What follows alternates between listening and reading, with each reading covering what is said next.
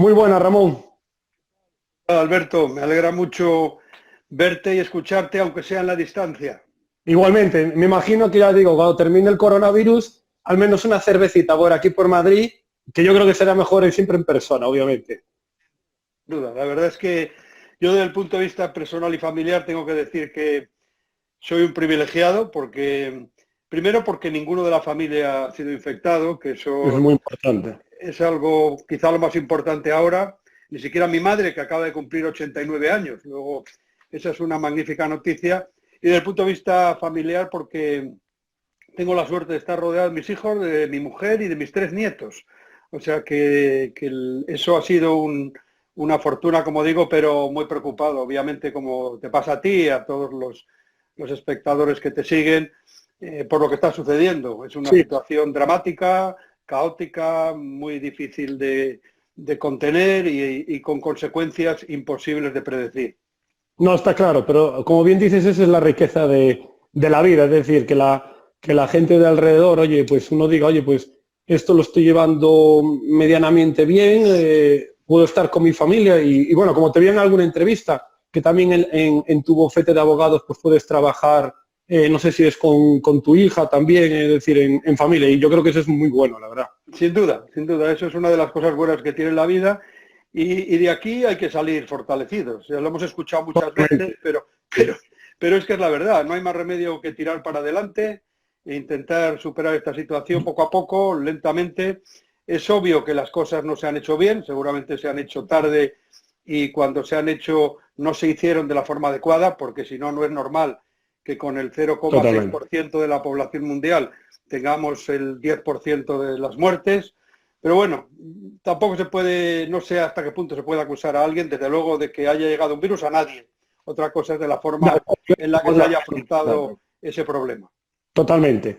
Bueno, pues nada, Ramón, nada, antes de nada te doy las gracias, obviamente por aceptar la invitación, para mí es un verdadero placer y toda la gente que ahora se está conectando, pues quién más y quién menos, el Real Madrid, como digo, es un emblema mundial, son dos palabras que, como hablábamos hace unos días, es decir, es que te vas a cualquier parte del mundo y siempre habrá alguien que tenga una camiseta de algún jugador.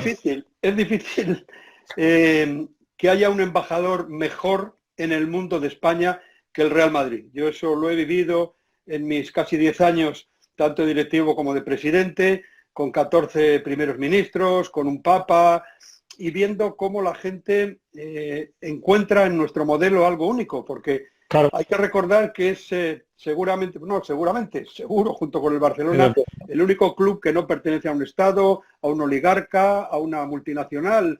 Es un club que pertenece a sus asociados. Se autofinancia. Es un milagro que haya llegado a donde llegó y después que con los títulos conseguidos haya sido declarado el mejor club del siglo XX, que es lo mismo que decir el mejor club de la historia del fútbol. Eso es algo, lo ha conseguido un club español, un club de Madrid, y eso yo creo que es algo para estar orgullosos. Los seguidores del Madrid y los españoles. totalmente, no, totalmente. Además, yo siendo gallego, pues la verdad que cuando el Deportivo de La Coruña, más en la época que estaba más fuerte, yo ahí era muy aficionado al Deportivo y me acuerdo que vivía con mucha emoción. Por supuesto, el derbi deportivo Celta de Vigo, pero el Deportivo Real Madrid siempre la verdad que lo vivía muy apasionado cuando venían allí a Riazor. Eran unos partidos que la verdad que me han dejado unos grandes recuerdos. Obviamente el Depor no está en el mejor momento, pero que Y vaya mejorando. nos diste un disgusto tremendo en nuestro centenario, Eso ganando, sí, ganando la final de Copa. Recuerdo a Alberto Núñez Feijóo, buen amigo, por cierto, y un gran dirigente, un gran presidente de de Galicia, que en la presentación dijo, bueno, si no puede ganar el Deportivo, que lo haga el Real Madrid. exacto, porque así gano siempre En allí. aquella final. La verdad es que aquel equipo fue glorioso, un equipo con Lendoiro al frente que hizo una labor que va a ser imposible de olvidar con el Mm. Deportivo, ¿no? Mauro Silva, Bebeto, no recuerdo más. Bueno, Fran, En esto, Macá y todos estos eran, pues la verdad, bueno, Luque, estos que estaban allí, la verdad que era me gustaba mucho en aquel momento. Y obviamente, pues la Copa del Rey, pues para allí la que cogió el Deportivo, que yo creo que el Madrid le sobraban unas cuantas también, pues digo, oye, pues déjanos una para la vitrina que la vamos a celebrar muy bien. No lo hicimos con gusto, pero una vez que se gana, como yo he hecho siempre en el deporte, hay que felicitar al rival. Los que juegan contra el Real Madrid, no, por supuesto, los que juegan contra cualquier equipo no son enemigos, son rivales. Y en aquel caso, pues fue un rival fantástico que jugó muy bien y nos ganó en buena lid. Y por lo tanto, lo que había que hacer era felicitarle. Yo creo que ahí en aquel partido del centenariazo, el Depor tenía una cosa buena y una mala, jugar contra el Madrid. La mala es que estaba jugando contra un equipazo. Y la buena que justamente como estás jugando contra un equipazo, también sales motivado. Es como decir, el pequeño que se motiva ante el grande y a buscar una gesta. Yo creo que eso fue muy importante. La veo, pero bueno, pues... Eso está claro.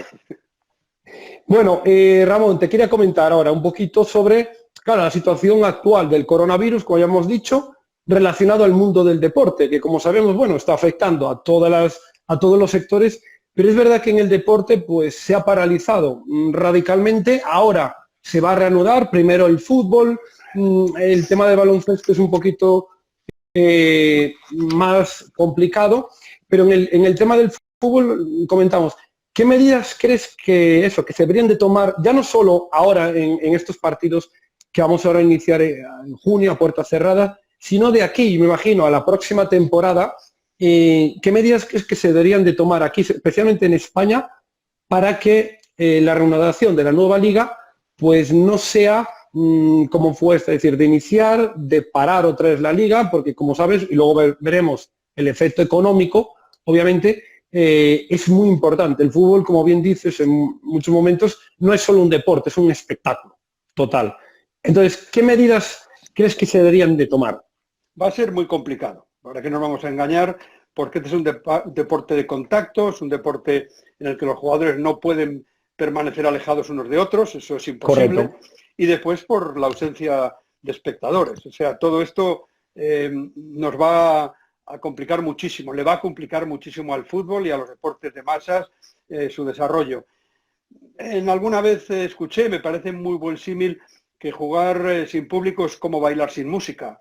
Y efectivamente es una buena comparación, porque el público es clave, es el que aporta la emoción, aporta el colorido, el ruido, las manifestaciones, expresiones de júbilo y de disgusto.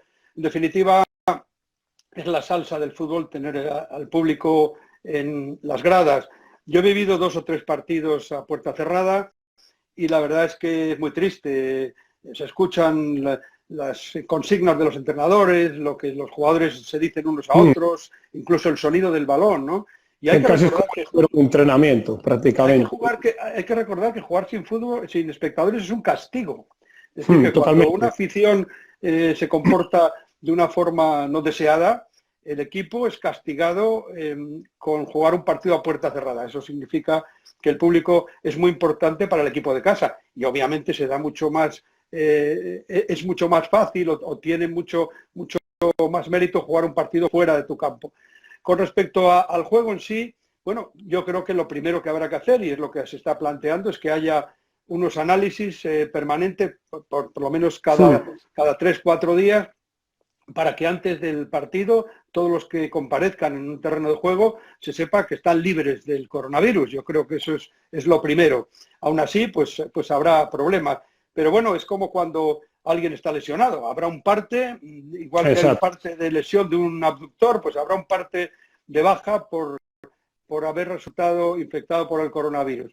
Yo creo que no será habitual. Los jugadores son jóvenes y sabemos que este virus no afecta o muy poco a gente de menos de 40 años, no ya muerte, sino incluso sintomatología, tan fuertes. Hombre, hay que suponer que ellos vayan a tener la posibilidad de no estar infectados y de participar. Pero obviamente, como decía antes, hay un problema que es el de la falta de público. Primero, desde el punto de vista deportivo, y segundo, económicamente hablando, porque esto es otro punto a tratar, ¿no? Pues eso es lo que quería ahora comentarte, es decir, que a nivel de medidas está claro que seguramente pues se acabe estandarizando, es decir, que el futbolista que vaya a jugar, pues el lunes de cada semana se le hagan pruebas. Si esas pruebas obviamente dan positivo, pues sea una especie de no convocado, pues como si tuviera una lesión, una rotura de fibras, oye, no, pues te quedas no convocado y ya volveremos dentro de 15 días. Y eso al final va a ser, pues yo creo que una cosa más y que obviamente van a los test van a tener que ser, igual que se hacen muchas veces en otros deportes, el antidoping.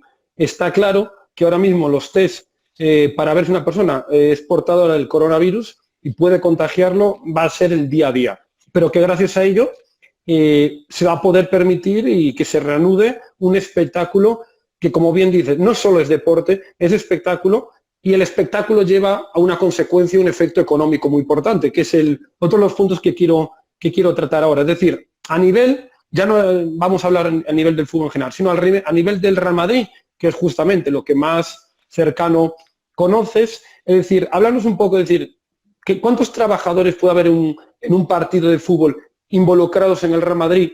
¿Qué cifras de ingreso podemos tener un Real Madrid en televisión, los abonos? Es decir, esas cifras que muchas veces la gente se le escapa, que ponemos la televisión o vamos al Santiago Bernabéu, lo vemos, pero mucha gente no es consciente de todo el mecanismo, que al fin y al cabo es una gran empresa, que hacen que ese partido, que esos 11 contra 11 jugadores, ¿vale? Todo eso para llegar a verlo implica obviamente un capital humano de fondo que muchas veces no se valora, pero que es súper necesario para todo el mundo. Sí, en un partido de fútbol en el Santiago Bernabéu trabajan habitualmente unas 2.500 personas, de forma directa, trabajando en el estadio, en los palcos VIP, como acomodadores, taquilleros, etcétera. Y en abonos y entradas, el presupuesto es aproximadamente 150, 160 millones de euros. En la temporada actual, si no se celebran los partidos que faltan, que yo creo que sí, bueno, estaríamos hablando de un 30%, porque quedan 11 partidos, sería 28 o 29%. Bueno, yo supongo que se van a jugar, es decir, que la pérdida serían pues 40, 50 millones de euros, que es mucho dinero. Claro que es una parte grave, lo más grave, si no se jugara, sería los ingresos que se perderían por derechos de televisión y por marketing. Date cuenta que el Real Madrid tiene unos 550, 600 millones de euros en ese capítulo. Y, insisto, quedan 11 partidos. Si no se jugara, que yo creo que parece que no va a ser así, es decir, que se va a jugar, estaríamos hablando de una pérdida ya de 150 millones, 140, claro. 150, es decir, una cifra ya demasiado elevada como para que no se intente por todos los medios jugar. Obviamente sin poner en riesgo la salud de nadie, en este caso de los futbolistas, pero yo creo que se va a intentar porque el fútbol va a sufrir mucho.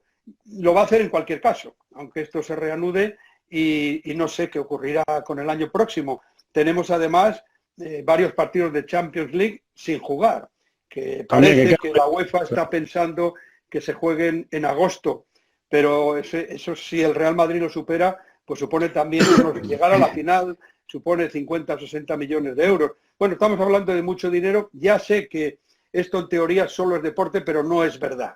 El fútbol hace tiempo que pasó a formar parte de la industria del espectáculo. Esto es un deporte de masas, un deporte que se ve en millones, cientos de millones de hogares. Un partido Real Madrid-Barcelona lo ven 500 millones de telespectadores. Es decir, que hay que saber que las marcas, los patrocinadores, quieren estar presentes en estos espectáculos y la televisión también. Totalmente. Además, te escuché en una entrevista que comentabas, bueno, el peso, es decir, el peso que antes era de los abonados, supongo, hace 20 años, en el año 2000, pues claro, era más del 50% de los ingresos. Ahora mismo, lo que dices, en cuanto entra la televisión y el espectáculo del fútbol se dispara literalmente a nivel mundial, donde el porcentaje de abonados es un porcentaje más bajo y la televisión supera el 50% de los ingresos de un club, obviamente uno se da cuenta de decir, estoy prácticamente a merced de la televisión, de retransmitir estos partidos, y el coronavirus, el tema de que pueda paralizar, ya no es solo paralizar jugadores, es que paraliza unos ingresos que los clubes necesitan. Y claro, obviamente el Madrid y el Barcelona pues son los clubes de alguna manera que más capacidad económica pueden llegar a tener, pero estamos hablando igual de la Liga de Fútbol Profesional. Muchos clubes de primera, está claro que si ya el Madrid y Barcelona pueden tener incluso dificultades por pérdida de ingresos, los otros clubes pues obviamente irán con el agua al cuello si no se reanuda, como bien dices, los partidos. Llegué al Real Madrid en el año 2000, los ingresos por socios, abonados y venta de entradas eran aproximadamente el 80%. Y el 20% correspondía una parte muy pequeña a televisión y a patrocinadores locales. Ahora se ha revertido totalmente la situación. Prácticamente el 80% procede de la televisión y del marketing. Y eso es una realidad de la que no podemos escapar. Yo he dicho muchas veces que ahora mismo ya un partido de fútbol es como un gran plató de televisión en la que 22 actores, que son los jugadores, intervienen y esos son lo que genera el dinero, la retransmisión de televisión y donde los grandes jugadores y las grandes marcas se pueden exhibir. Yo cuando era un niño, para ver a Di Stéfano, tenía que hacerlo cada 15 días yendo al Santiago Bernabéu.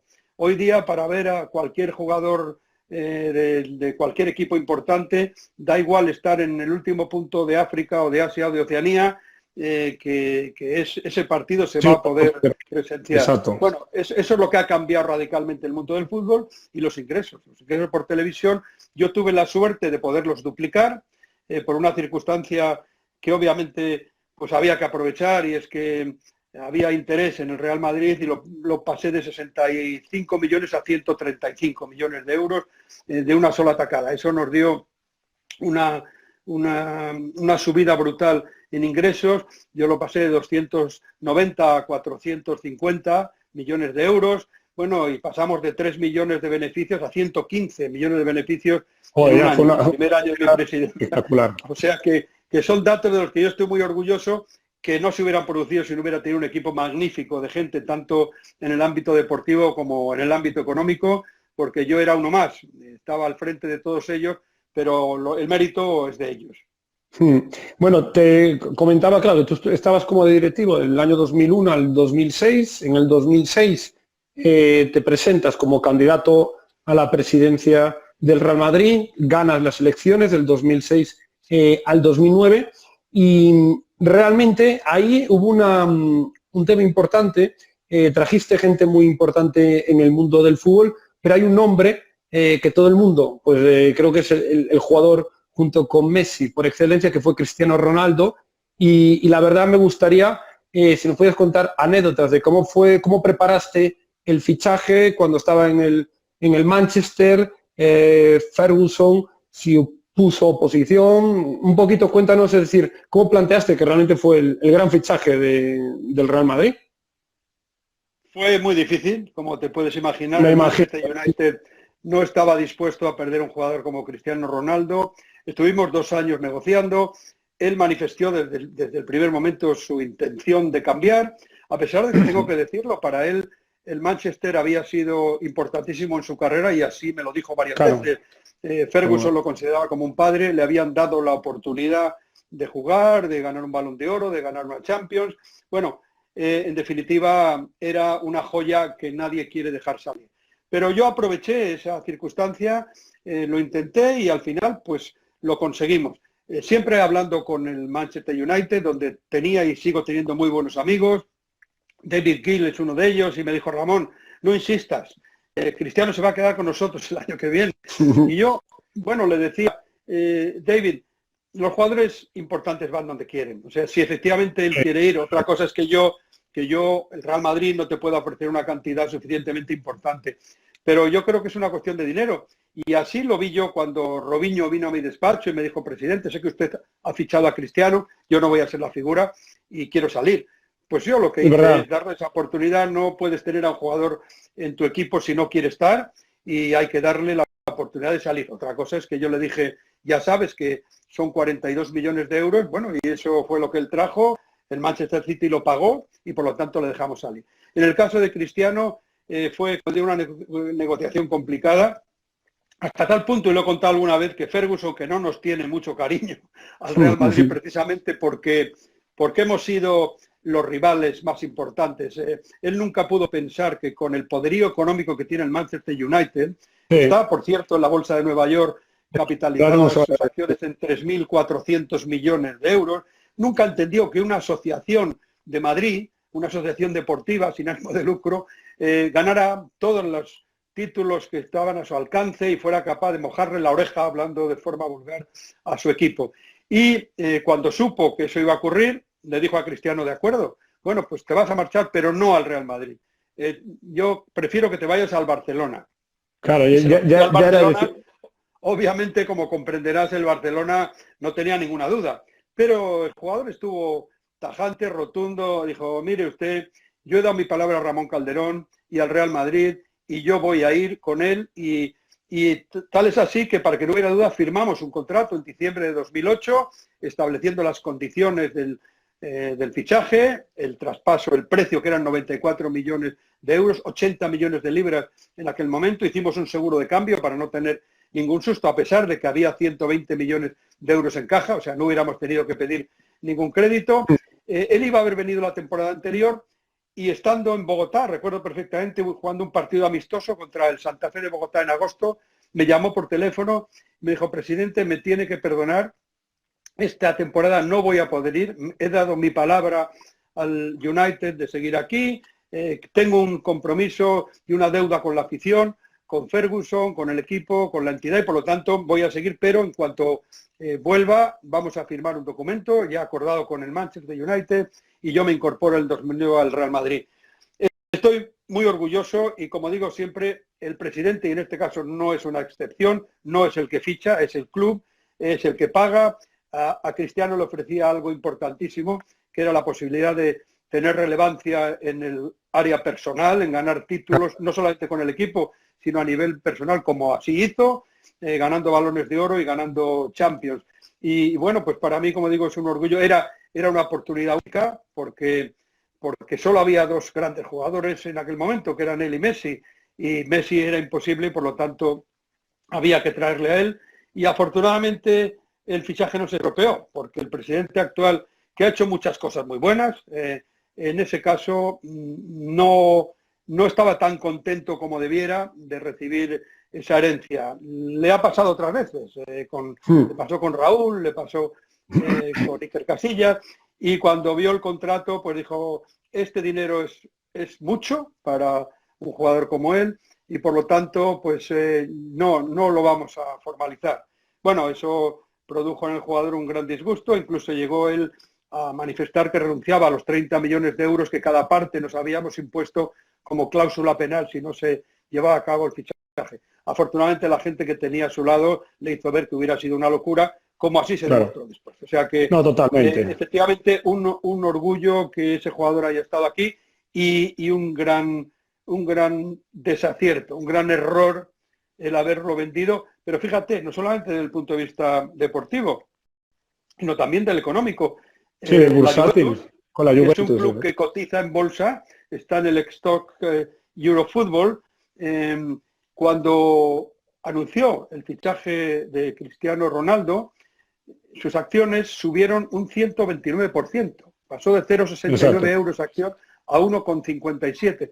Y el día de la presentación ingresó por venta de camisetas, no es todo beneficio, pero ingresa de venta bruta 54 millones de euros. Bueno, eso que prácticamente totalmente. No, está claro que, aparte, tu etapa, el Madrid venía de una sequía, además era la mayor sequía de títulos de la historia, y luego con tu presidencia ganaste 2 ligas en fútbol, una Supercopa, también una Liga ACB, también hay que recordar la parte de la sección de baloncesto, una Copa ULEP, es decir, que yo creo que diste en tu entrada un aire nuevo al Real Madrid, muy necesario, sobre todo en aquel momento, por la sequía que llegaba.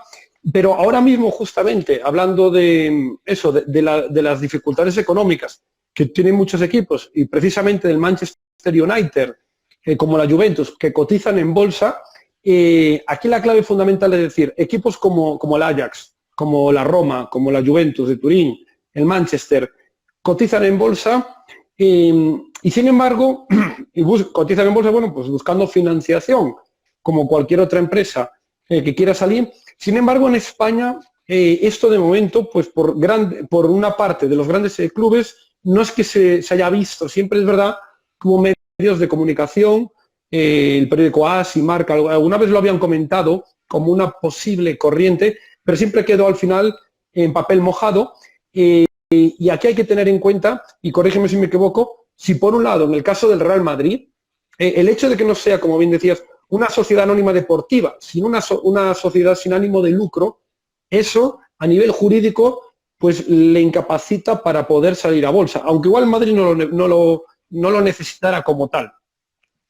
Pues mira, yo tengo que decir que la inversión en un club de fútbol para un inversor tradicional, un ahorrador que es, supongo, el 90% de los que invierten en bolsa para tener unos ahorros que produzcan una rentabilidad y una revalorización, no es precisamente un club de fútbol la mejor inversión, porque tiene poca liquidez, mucha volatilidad, muchas oscilaciones, y yo creo que el inversor no es precisamente la acción que compraría. En el último ejercicio de los 24 clubes que cotizan en bolsa, 8 tuvieron pérdidas.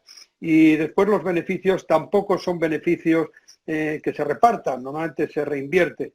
En España, a pesar de que yo he escuchado a Javier Tebas, el presidente de la Liga, decir que será inevitable que los clubes salgan a bolsa, yo no lo veo fácil por estas razones que acabo de dar, y porque si alguien tiene interés en invertir en un equipo en España sería el Real Madrid o el Barcelona. Hoy día, con la estructura jurídica que tienen, es imposible.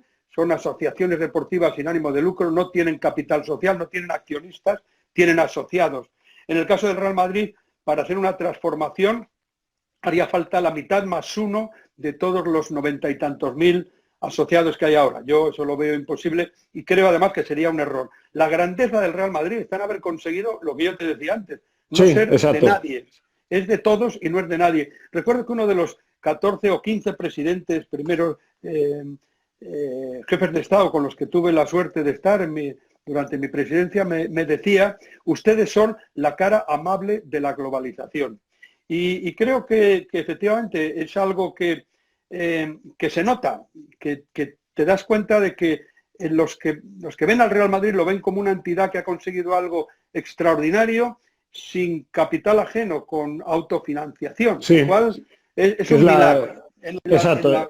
En el mundo en el que estamos, es un milagro, porque mira, cuando yo llegué con Florentino Pérez, que en eso hay que reconocer que hizo una labor extraordinaria, consiguiendo liquidar la deuda por la venta de la ciudad deportiva. El club debía 380 millones de euros. Era una situación de vida o muerte, urbanísticamente de construirse.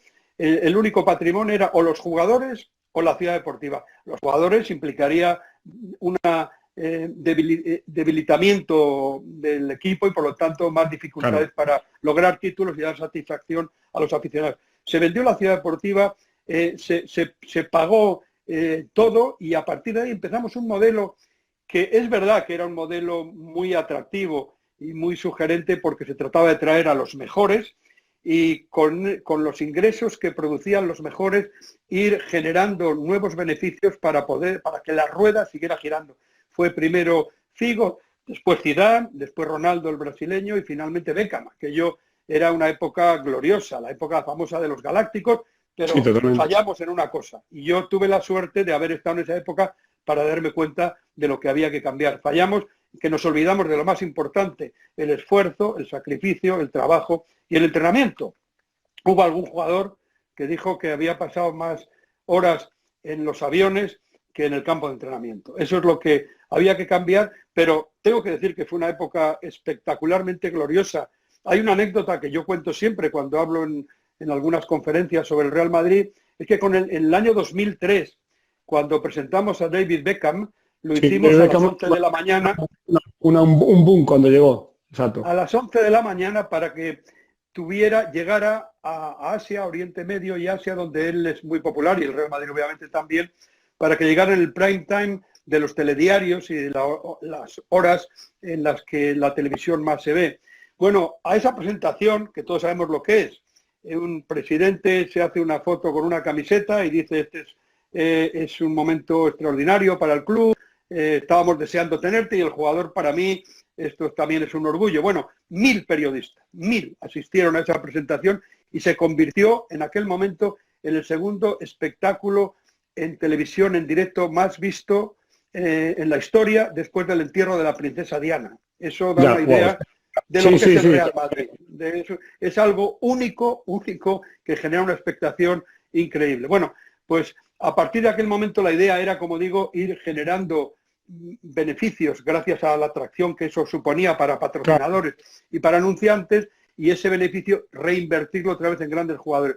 Es un modelo que económicamente ha funcionado muy bien, pero hay que tener mucho cuidado, porque en un momento en que se produce una desviación, ahí no hay posibilidad de acudir al capital ajeno. Entonces, por lo tanto, es un modelo muy bonito, con mucho riesgo, y un milagro que siga en pie en una situación como la que vivimos actualmente, donde hay estados, como pasa con Qatar o con Abu Dhabi, que son propietarios de clubes. Eso te da una dificultad tremenda. Oligarcas como Roman Abramovich con el Chelsea, bueno, y otros casos similares, los Añeros en la Juventus, etcétera.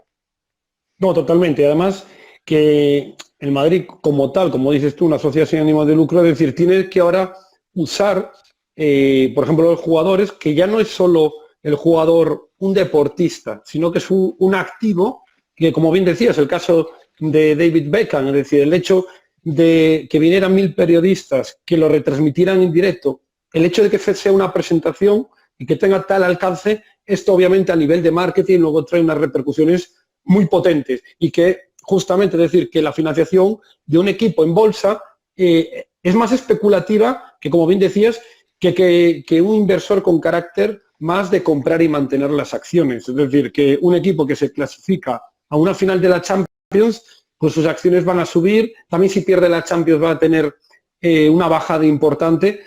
Y sí que es verdad que el precio de las acciones de los equipos en bolsa repercute mucho a efectos deportivos, más especulativo, quiero decir. O sea, sí, no es una inversión aconsejable para un inversor tradicional, ahorrador, que lo que pretende es saber que tiene un dividendo más o menos asegurado y que esa acción pues va a tener una revalorización. Esa es la idea. Por eso digo que, bueno, yo no recomendaría a un inversor tradicional. Hay muchos que lo hacen porque son seguidores de ese equipo y les gusta, les produce ilusión tener, igual que al socio del Real Madrid o del Barcelona, le hace ilusión tener el carné de socio, pues igual a algún accionista le parece que es también algo que le emociona tener acciones, tener una parte de la propiedad de ese club. Sí, como una parte más, una diversificación, y al final es casi una inversión más emocional, más emotiva en ese aspecto. Y una de las anécdotas que me gustaría recordarte dentro de la gente que llegaste a conocer como presidente del club fue con el Papa. Que quiero recordar que, ahora ya creo que te estás recordando, que te acercaste a uno de sus servidores y dijiste, oye... Cardenales. Yo hablo de los cardenales, y el pobre Papa era el Papa Wojtyla, ya estaba muy mal. Recuerdo que nos entregó a cada uno un rosario y tal, le dije, no crea usted que su santidad va vestido de blanco por casualidad, es que Dios es del Real Madrid. Se rió, le pareció un poco, yo creo, un poco irreverente, yo creo que me dijo algo así, no es una cosa así muy apropiada, ¿eh? No era un cardenal con mucho sentido, no tenía mucho sentido del humor. No. Pues entonces no se lo diga a su santidad, pero en cualquier caso, bueno, pues no destacaba mucho por su simpatía, está claro, se le veía muy... Pero es muy divertido eso, que justamente, oye, usted va de túnica de blanco, pues los colores del Madrid, por algo será también, está claro.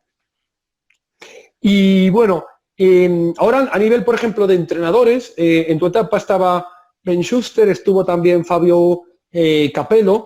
Sí, a nivel de esos entrenadores, ¿tenías buen trato con ellos? Es decir, ¿cómo es la relación? Yo me quiero poner desde el punto de vista de un aficionado, ¿cómo es la relación en tu caso de presidente-entrenador? Es decir, ¿es una relación de que el entrenador es un empleado más? O al fin y al cabo, como hay muchas empresas, el entrenador de alguna manera es prácticamente el nexo entre el presidente y los jugadores, porque al final es el que más tiempo está con los jugadores. Es una pieza básica. Yo tuve por principio, y creo que es lo acertado, no porque lo hiciera yo, sino me parece que es lo acertado, que el presidente en nuestro caso, que es un presidente no ejecutivo, debe de ceder esa parcela al director deportivo. Yo confié plenamente en Petja Mijatovic y fue un acierto. Él fue capaz de cambiar una trayectoria de 3 años sin ganar ningún título, que era la primera vez en la historia que sucedía, de cambiar 14 jugadores y de iniciar una época en la que esos 2 títulos, sobre todo el primero, fue una cosa emocionantísima. Si a mí el corazón me aguantó en aquella liga, ya creo que me moriré de otra cosa, porque fue una liga tremenda. Y recuerdo perfectamente que cuando programamos la temporada con Fabio Capello en mi despacho y con Petja Mijatovic, él tenía 3 objetivos para traer de su club. Él venía de la Juventus. Hay que recordar que le habían descendido a segunda división por unos problemas de corrupción, y entonces él quería traer a Buffon. Yo le dije, no hay caso. Ahí sí que interviene yo. Tenemos ahí que Casillas, que es el mejor. O sea, Buffon no encaja aquí. Después Fabio Cannavaro sí, y fue un gran acierto. Emerson, que lamentablemente no funcionó, y quería traer a Trezeguet. Y me acuerdo que Mijatovic me dijo, presidente, tenemos a Ruud van Nistelrooy, ninguna duda. O sea, entre Trezeguet y Van Nistelrooy es Van Nistelrooy. Y el entrenador, Mijatovic siempre me decía, los entrenadores conocen a los jugadores que tratan, pero no tienen una visión general porque no les da tiempo a poder analizar todo el mercado, ¿no? Y él trajo, que hay que recordarlo, a Higuaín y a Marcelo con 17 y 18 años en diciembre, Marcelo por 6 millones y 9 millones de euros. Bueno, otro exitazo, ahí está Marcelo, que lleva ya 12, 13 años como una figura, uno de los laterales más importantes que ha tenido el Real Madrid. Entonces, como digo, yo descansaba en él, hablaba con el entrenador, obviamente. De hecho, tuvimos una situación delicada en el momento determinado de la temporada. También hablaba con los entrenadores, con los capitanes. Me parecía fundamental saber lo que pensaban y trataba de hablar más del punto de vista humano que el deportivo. Yo creía que el deportivo no era mi parcela, ni debía de ser la de un presidente, sino la del director deportivo, como te decía antes, y la del entrenador. Y eso es lo que a mí me fue bien. Creo que había que hacerlo así, sin perjuicio de que había que tomar decisiones alguna vez, como yo la tomé con Fabio Capello. La gente pues no sabe los entresijos de por qué se produjo aquella dimisión, y no es el caso de aquella destitución. No es el caso de hablar ahora de ello, pero era importante para el equipo que ocurriera aquello. Yo le agradecí muchísimo el tiempo que estuvo con nosotros. Esa liga fue clave para que supusiera un punto de inflexión. Claro. Y después la afición volvió a recuperar la ilusión, porque 3 años sin ganar nada había sido muy duro. Es que está claro, y sobre todo para el Real Madrid, que es el Bernabéu es muy exigente, ya no solo en ganar títulos, sino ganar títulos haciendo buen juego. Porque el Bernabéu, la gente lo sabe porque va al Bernabéu, pero es seguramente la afición más exigente del mundo, y por eso se ha forjado nuestra leyenda. Claro. Porque la exigencia es fundamental para que los jugadores sean conscientes de que no les van a animar si ellos no dan todo. No ya que jueguen bien o mal, porque muchas veces eso es algo que ya el jugador no depende de él, si no tiene calidad. Primero les exige entrega absoluta, por eso el espíritu Juanito. Eso es algo que siempre está dentro de los aficionados. Pero después, cualquier jugador aquí no triunfa. La mentalidad es clave. O sea, hay que tener una mentalidad muy fuerte para llegar al Bernabéu y ser capaz de meterse al público en el bolsillo, como hizo Raúl o Iker Casillas o Guti, jugadores de la cantera que han sido capaces de hacer algo que es complicadísimo. Mira, una anécdota con el partido contra el Bayern de Múnich. Nosotros íbamos ganando 4-2 y se veía claramente que se habían apoderado del centro del campo y que podía venir el 4-3 y ya la eliminatoria se complicaba mucho. Capello le dijo a un jugador que tenía, como se dice vulgarmente, el culo pelado en 1000 batallas, le dijo, y no era un jugador entonces querido por la afición, ya estaba claramente que iba a salir, le dijo, sal, y dijo, no salgo, pero se quedó por temor. Claro, porque sabía que la reacción del Bernabéu puede ser muy cruel contra jugadores que no dan la talla, ¿no? Y eso te digo, eso ha hecho que se forjara la leyenda y por eso se han ganado tantos títulos.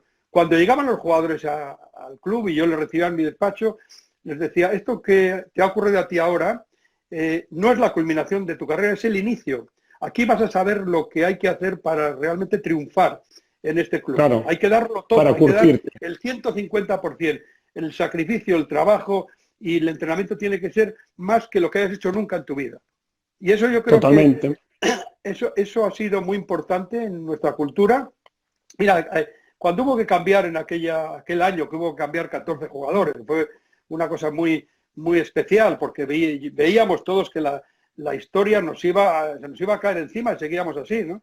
Entonces yo recuerdo que entre muchas acciones que hicimos de hacerles ver a los jugadores lo que significaba el club, los títulos, las Copas de Europa, toda la trayectoria, les dije, mirad, aquí hay una cosa clave, que es el trabajo y el sacrificio todavía más, y el esfuerzo y el entrenamiento. Y entonces lo resumimos todo en una frase que yo coloqué en una pancarta, me imagino que la habrán quitado, pero la colocamos en todos los vestuarios de todos los equipos, desde las secciones inferiores hasta el Bernabéu, hasta el vestuario del Bernabéu, de tal manera que los jugadores al salir lo veían.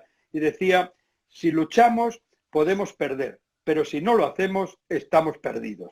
Yo creo que aquello fue algo que caló mucho en todos los jugadores, se dieron cuenta que efectivamente esa era la clave. O sea, calidad tenían, pero como dijo un jugador de baloncesto, el trabajo siempre gana al talento cuando el talento no trabaja. Yo creo que esa es una máxima que nosotros aplicamos muy bien al equipo. Eso le dio mucha fuerza, le dio mucho ímpetu, mucho empuje, y fueron capaces de ganar aquella liga. Y cuidado, que la ganamos contra el Barcelona, de los Messi, Xavi, Iniesta, Puyol, o sea, el gran Barcelona, no cualquiera. Es que era una época de mucho nivel, mucho nivel. Y en la segunda liga le sacamos 18 puntos, y hay que recordarlo, nos hicieron un pasillo glorioso.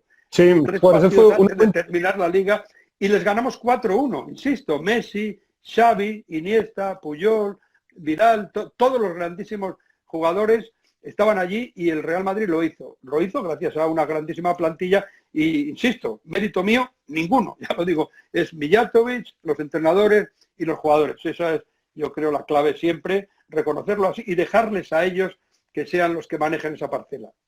Yo creo que efectivamente, es decir, es verdad que lo del pasillo fue aquel momento épico, el Barcelona haciendo el pasillo al Real Madrid, que ya llegaba como campeón de liga, pero es verdad que la época previa a tu presidencia, donde el Madrid venía de una sequía, hay una anécdota también en baloncesto, en Los Ángeles Lakers, cuando unes muchas estrellas, pero no creas equipo.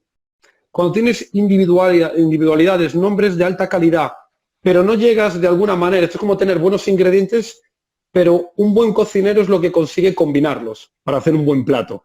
Y me acuerdo en Los Ángeles Lakers que tenían a Kobe Bryant, tenían a Shaquille O'Neal, habían fichado a Gary Payton y a Karl Malone, y era de alguna manera, le llamaban los cuatro magníficos del quinteto, como que iban a comerse aquel año la liga y no consiguieron nada. Es decir, fue un desastre. Y aquello yo creo que no era un tema de que no hubiera calidad sobraba, pero seguramente era un tema más de vamos a hacer un equipo, vamos a jugar el esfuerzo que comentabas tú de que de alguna manera, yo soy una persona que tengo esa filosofía, es decir, lo que justamente decía Michael Jordan, que el esfuerzo y la constancia supera el talento cuando el talento no se esfuerza, pero totalmente es así, porque yo creo que el 99% de la gente que tiene éxito en el mundo de los negocios, tú en el caso de la abogacía, en el mundo deportivo dirigiendo al Real Madrid, es decir, el 99% es constancia, trabajo y esfuerzo. Y siempre digo, 1 de cada 10 millones hay un genio. Es decir, gente en el fútbol como Messi, como Cristiano, son genios que tienen unas habilidades muy innatas y luego muchas horas de esfuerzo. Un Mozart. Pero el 99% es gente que ha llegado alto a base de esfuerzo y sacrificio. Y en el tema del Real Madrid, yo creo que ya no es solo un tema deportivo, sino que esos valores que transmiten las canteras a los equipos base, cuando ves a niños pequeños que dicen, oye, yo quiero ser como tal, yo creo que se inculcan valores de vida. Pues mira, es que precisamente esa época de los Galácticos es un ejemplo, es paradigmática, porque es que aquellos cuatro, Figo, Zidane, Ronaldo, Beckham, venían a unirse a Roberto Carlos, Raúl, Guti, Iker Casillas, Sergio Ramos. Era un equipo que nosotros, y yo estaba allí, lo consideraba imbatible. yo pensaba, es imposible que este equipo no lo gane todo. Es que cuando salgamos al campo nos van a pedir autógrafos los jugadores, Tal cual, porque era jugadores del equipo contrario. Van a pedir una foto y un autógrafo. Bueno, pues amigo, nos equivocamos. Fíjate, yo cuando fui, recuerdo al europeo de Austria, me encontré con un gran entrenador de nivel mundial y me felicitó por haber conseguido la presidencia y me preguntó, y eso me hizo a mí pensar mucho en lo que me estaba diciendo, ¿vais a hacer otra vez Hollywood o un equipo de fútbol? Y es que eso reflejaba muy bien, porque teníamos unos fenómenos. Pero amigo, a los fenómenos también hay que decirles, y no digo yo que no trabajaran, el error fue nuestro. Ellos, como todos los deportistas, lo que quieren es ganar, pero seguramente se les dio, no se le dio importancia al entrenamiento y se pensó que efectivamente era muy fácil ganarlo todo.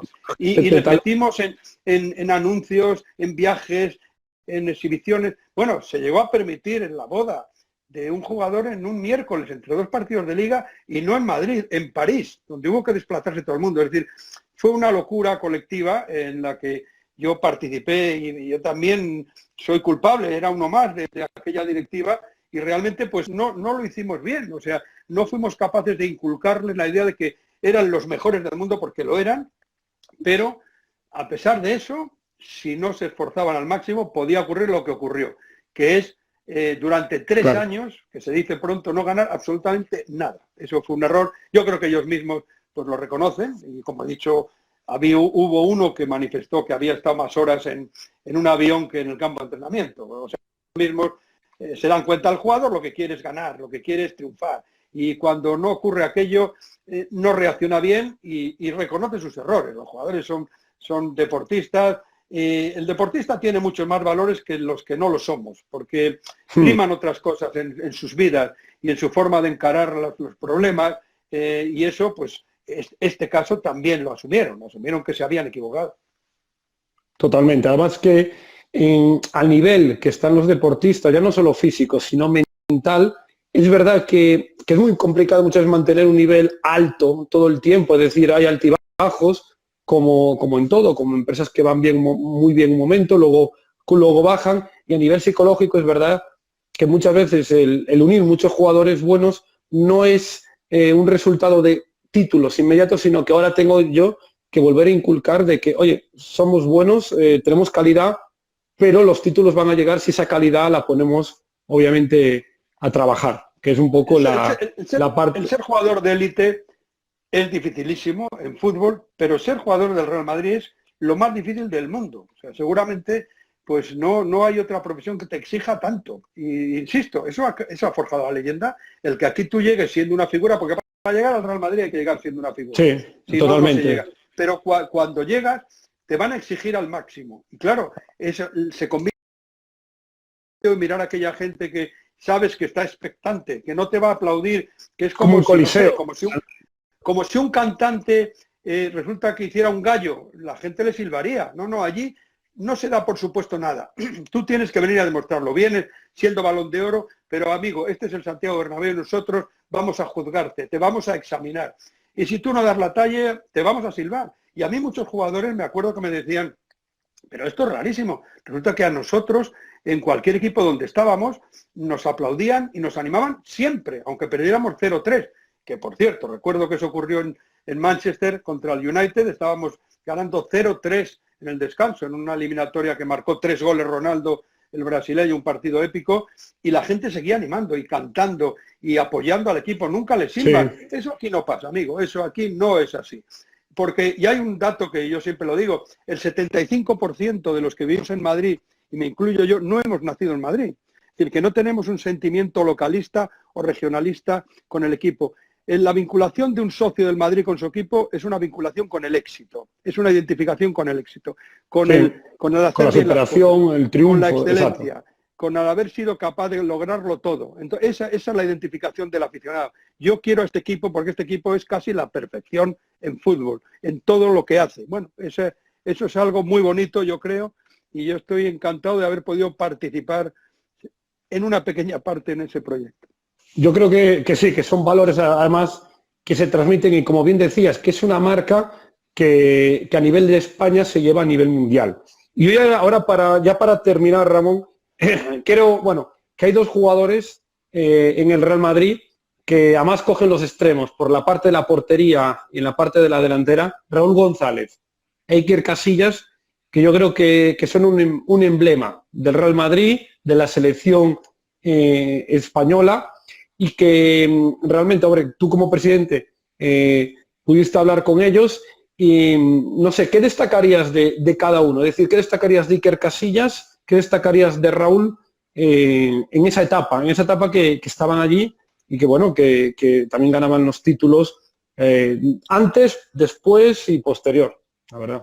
Son dos debilidades mías. Yo tuve la suerte de encontrármelos cuando era presidente, ya los estaban cuando yo era directivo.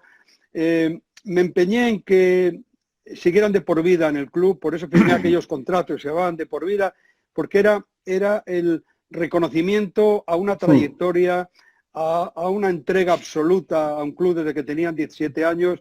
Yo creo que en la portería, bueno, no va a haber... No, tú y yo, aunque tú eres muchísimo más joven, no lo vamos a conocer un portero que consiga los títulos que Iker Casillas ha logrado. Los dos jugadores con absoluta humildad, porque tú fíjate que muchas veces fueron maltratados, porque el ser profeta en tu tierra no es fácil, y el ser españoles muchas veces hizo que los devaluáramos, cuando eran los dos absolutos genios futbolísticos y dos absolutos... Totalmente.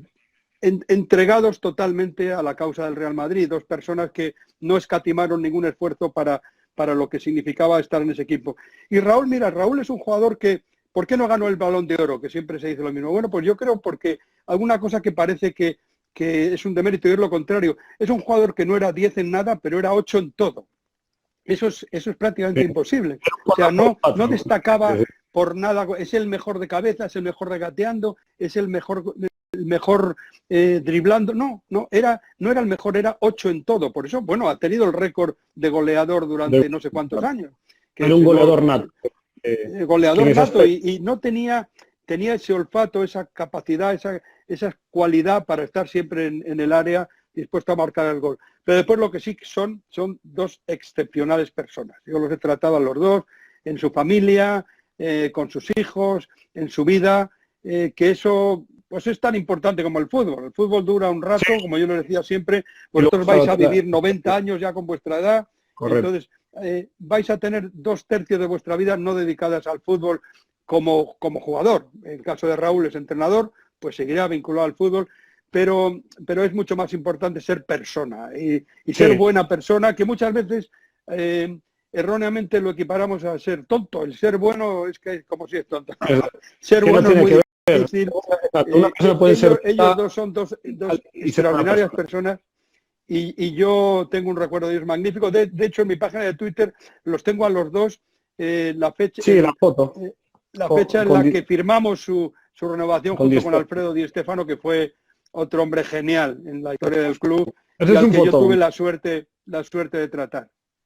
Bueno, pues Ramón, además hoy...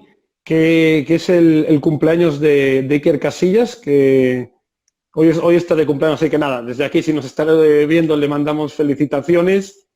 Con esto pongo, y con estos buenos valores de que efectivamente el deporte, el jugador, es un tramo, y de ahí yo creo que el jugador se tiene que llevar lo mejor de las experiencias, porque luego hay mucha vida en eso. De aquí cierro la entrevista. Ha sido un verdadero placer, Ramón, tenerte en este Café con Alberto Chan. Muchísimas gracias.